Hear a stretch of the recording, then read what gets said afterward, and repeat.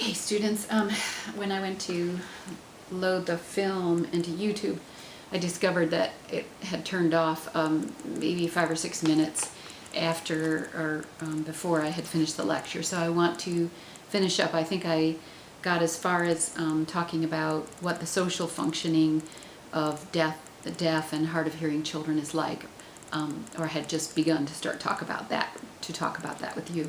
So this is interesting and helpful as we continue to think about, being human services workers and what life is like for parents who have a new child who's deaf, or who are a whole family with functioning parents who use ASL and deaf themselves. Just a great topic, I think, and so interesting. So let's continue on. What is the social functioning of deaf and hard of hearing children like? What's their social functioning like? Well, here's the thing. Children who have hearing loss, who can successfully interact with family members or friends or people in their community, report themselves as being generally pretty happy people. So if they're hard of hearing and deaf themselves, and their parents use ASL or know how to use ASL, and they live among people who are also hard of hearing and have maybe other family members or neighbors or friends from school, if they have people that they're able to communicate with and have social interchange with, then people feel generally happy, because we are really pretty social creatures.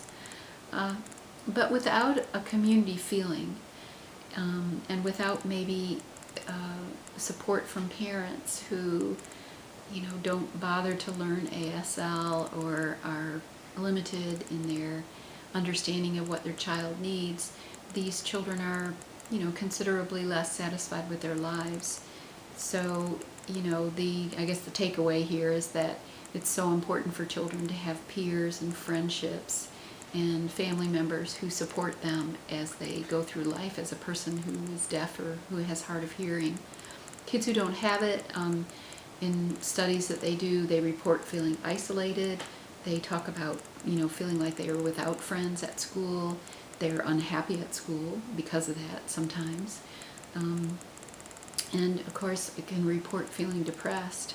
A big important factor here is how helpful the teachers are at the school and how well trained they are, how much they understand how to manage children who are hard of hearing or deaf in their classrooms, to include them, to slow down in their instruction, to make sure that they're checking in with each child with these kinds of needs, so that the child does feel like they're a part of the classroom and not just, a person that's having problems that the teacher doesn't want to get too involved with or slow down for.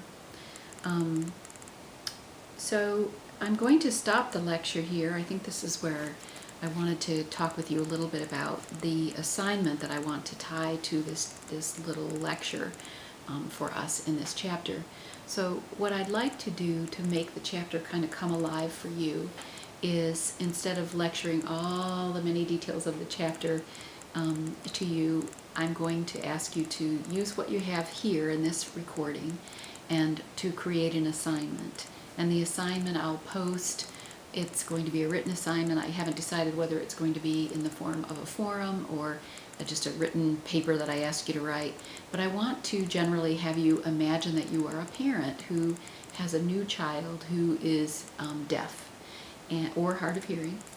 And I want you to kind of look around in the chapter, the part of the chapter that describes how this happens, what the causal factors are. I want you to look around in the part of the chapter that is related to, whether a child can have a cochlear implant or whether hearing aids are helpful, and to look at other kinds of assistive devices that might be used in classrooms, and just kind of root around in there and look at what's available for children.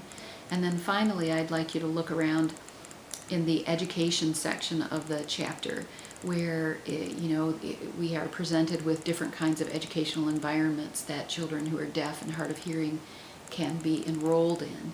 And so you're imagining that you have this child, and I want you to talk with me about those three decisions.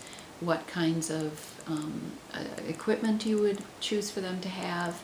I want you to talk with me about the kind of deafness or hard of hearing situation they're in, whether it's, you know, congenital or whether it happened as a result of some other kind of illness.